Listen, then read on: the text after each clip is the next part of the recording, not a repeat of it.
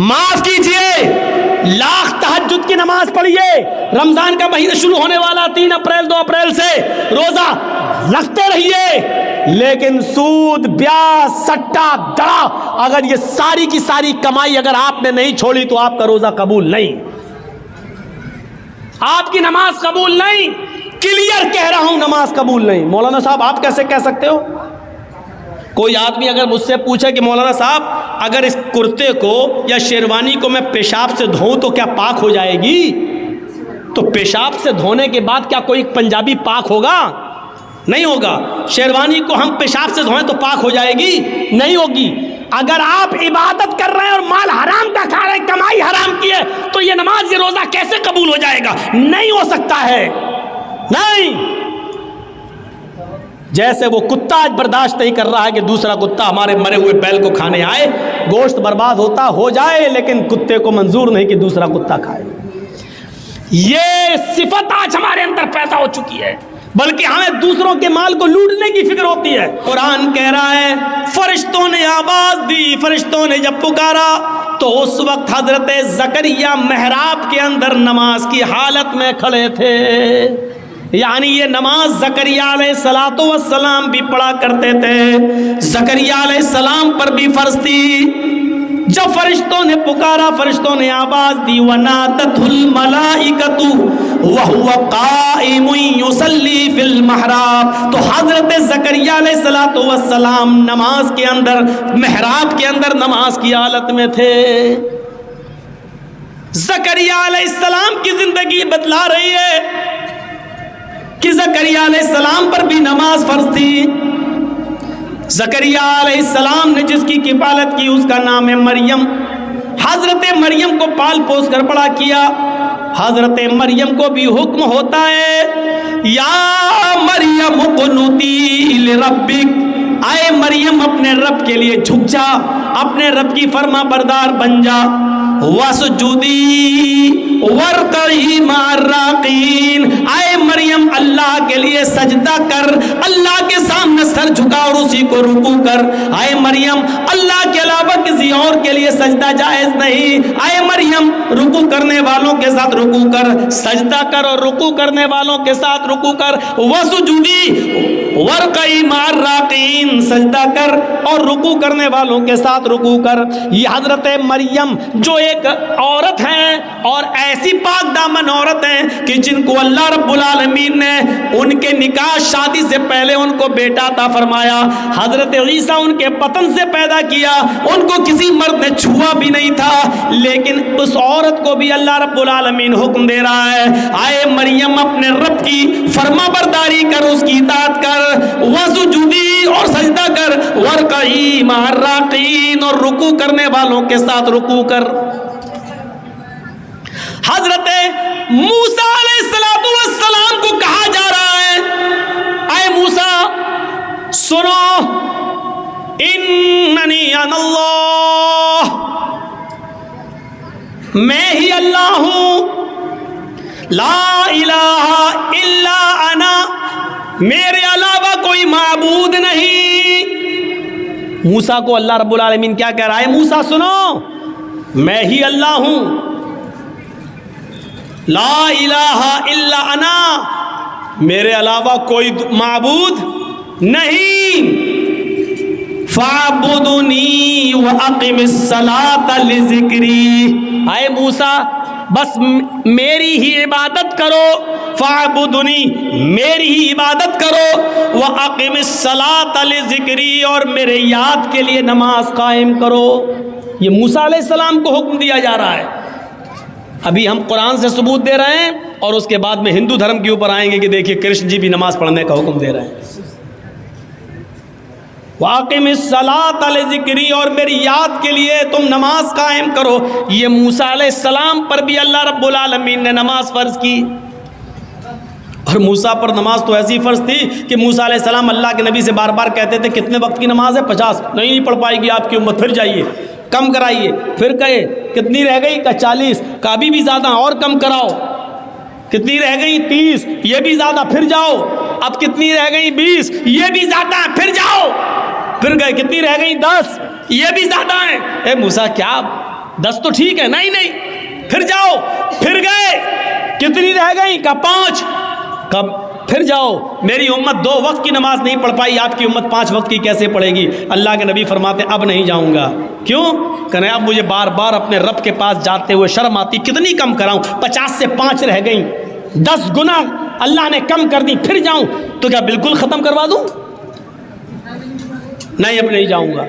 5 وقت کی فرض ہو گئی. تو موسیٰ علیہ السلام پر بھی نماز فرض تھی، حضرت ابراہیم علیہ السلام کے اوپر بھی یہ نماز فرض تھی.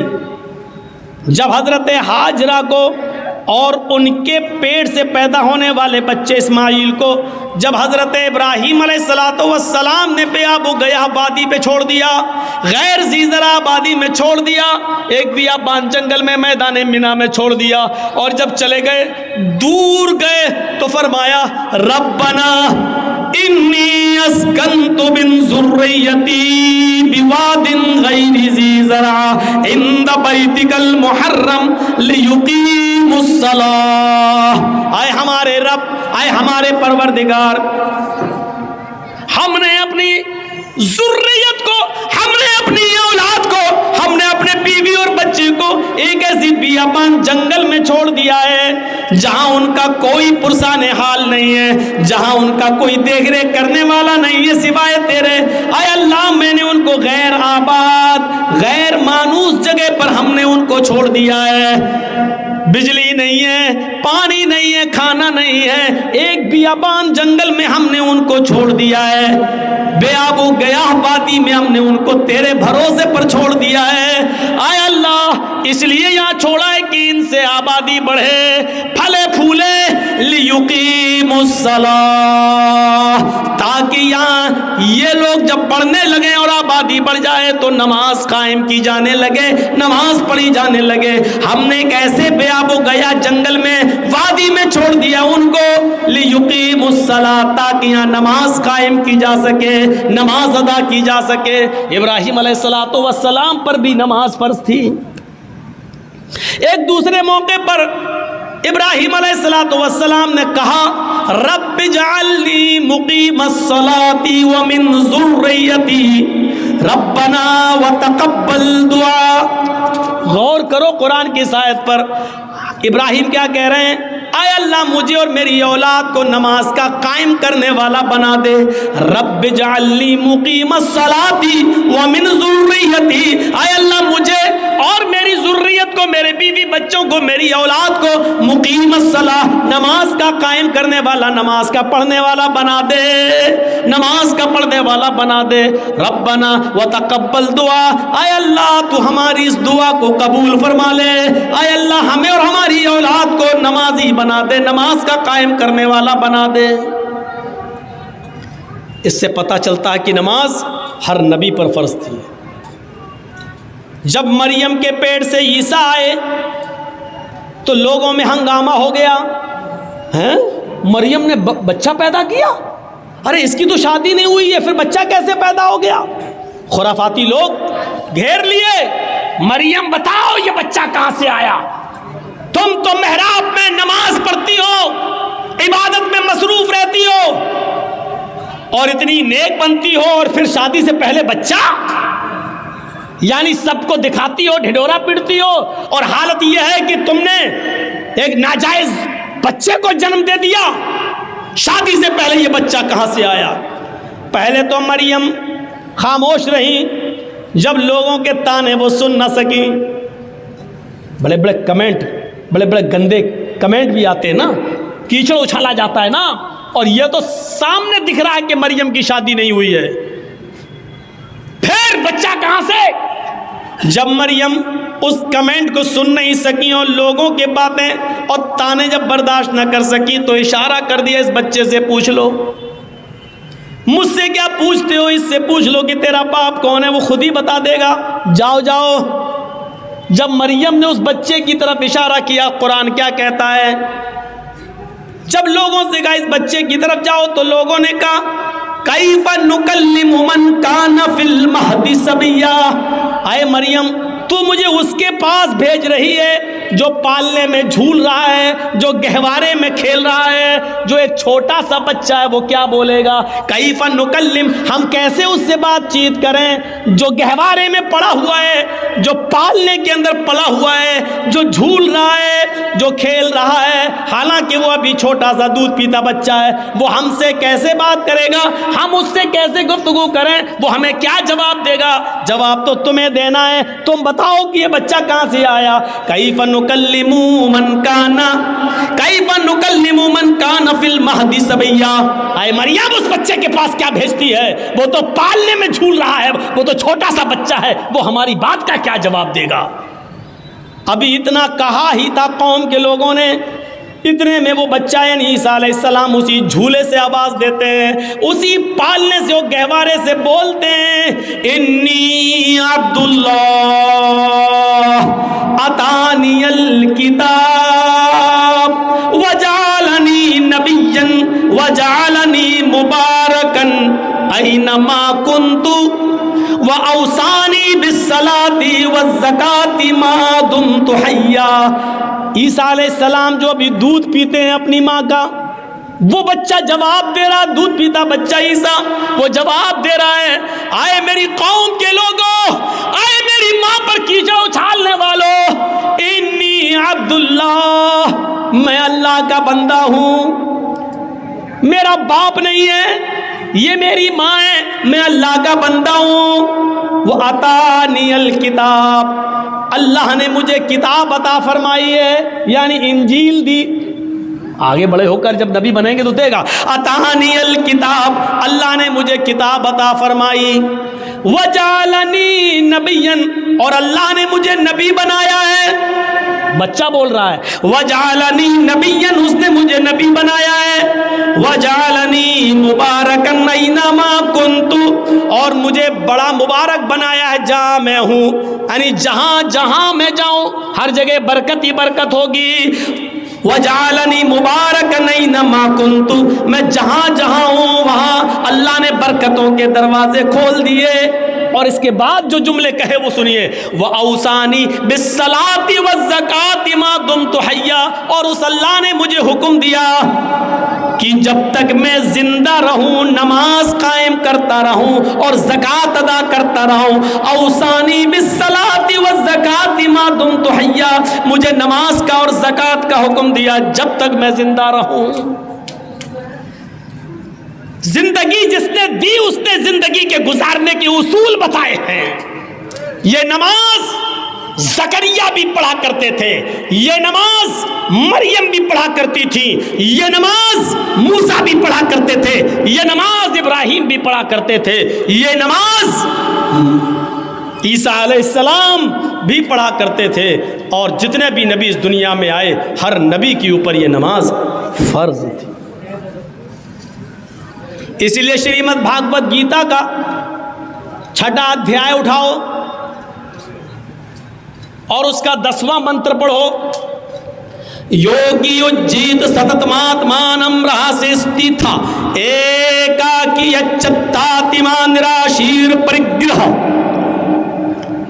جب تم ایشور کی پوجا کرنے کے لیے کھڑے ہو، ہے ارجن، کرشن جی کہہ رہے ہیں، ہے ارجن، جب تم ایشور کی اللہ کی عبادت پوجا کرنے کے لیے کھڑے ہو تو پورے شریر کی ایکسرسائز، پورے شریر کا یوگ ہو جائے، کھڑے بھی ہو جاؤ، جھک بھی جاؤ، سجدہ بھی کر لو،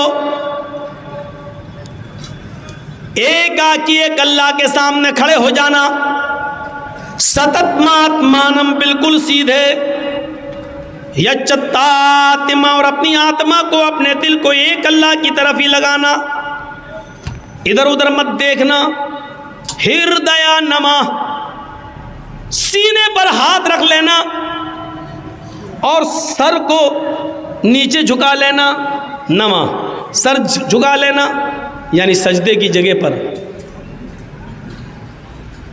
یہ کیا ہے؟ اور پورے شریر کی ایکسرسائز، ایک آکی، جو کچھ بھی مانگنا ایک اللہ سے مانگنا، نراشیر، اور سب سے نراش ہو جانا، اوپر والے سے نراش مت ہونا. یہ پوری کی پوری نماز. پنچم سمیا کرتویہ، اور ایسا 5 وقت کرنا. مرگ چرم، ہرن کی کھال بچھا لینا. اگر پاک زمین پوتر دھرتی نہ ملے، پوتر دھرتی نہ ملے یعنی زمین پاک نہ ہو تو مرگ مانی ہرن اور چرم مانی چمڑا، ہرن کا چمڑا یعنی ہرن کی کھال بچھا کر اس پر نماز پڑھ لینا. یعنی حلال جانوروں کا چمڑا ہندو دھرم کے اندر بھی حلال ہے، اس پر بھی نماز پڑھی جا سکتی ہے. اور یہ چیز ہندو دھرم کی کتاب اور شریمد بھاگوت گیتا کہہ رہی ہے، جو ہر ہندو کے گھر میں ملے گی. گیتا کہہ رہی ہے.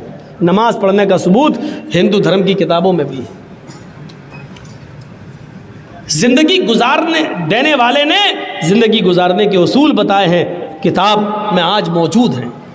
اور سب سے بڑا عقیدہ کہ اس زندگی کو گزارنے کے بعد پھر ایک دن ہمیں اور آپ کو مرنا بھی ہے، اس لیے موت کو بھی کامیاب بنانا. مرنے کے بعد کا تصور ہمارے اور آپ کے دل میں رہے گا تبھی ہم یہ کام کریں گے. اگر یہ ہوگا مر جائیں گے مٹی میں مل جائیں گے بعد میں کچھ نہیں ہونا تو کوئی آدمی نماز نہیں پڑھے گا، کوئی آدمی اچھے کام نہیں کرے گا. کیوں کرنے لگا؟ جب مر کر مٹی میں ملنا ہے تو ہم اچھے کام کیوں کریں گے؟ دنیا میں کتنا اختلاف ہے، کتنا نزاع ہے، کتنا جھگڑا ہے. اس اختلاف کو ختم کرنے کی ایک ہی اصول ہے اس اختلاف کو ختم کرنے کا، کہ لوگوں کو قیمتی چیز سے جوڑ دیا جائے اور کسی خطرناک چیز سے باخبر کر دیا جائے. سنیے، بڑی اچھی ایک مثال دے دیتا ہوں آپ کو.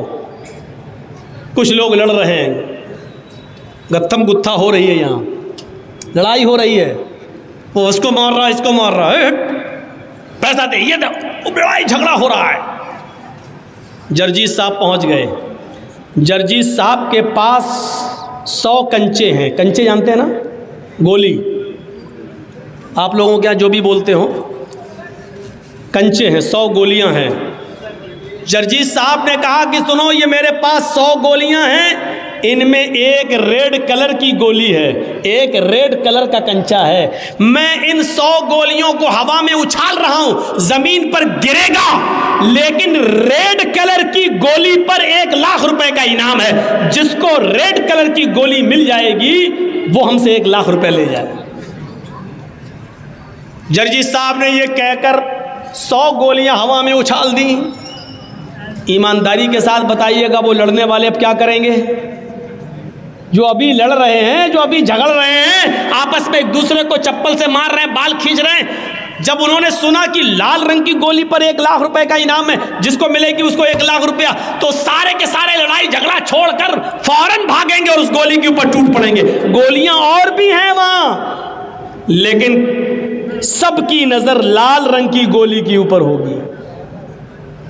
لال رنگ کی گولی مل جائے تاکہ یہ انعام ہمیں مل جائے، جبکہ گولیاں وہاں اور بھی ہیں لیکن دوسری گولیوں کو کوئی نہیں پکڑے گا، صرف لال رنگ کی گولی کے اوپر اس کی نظر ہوگی.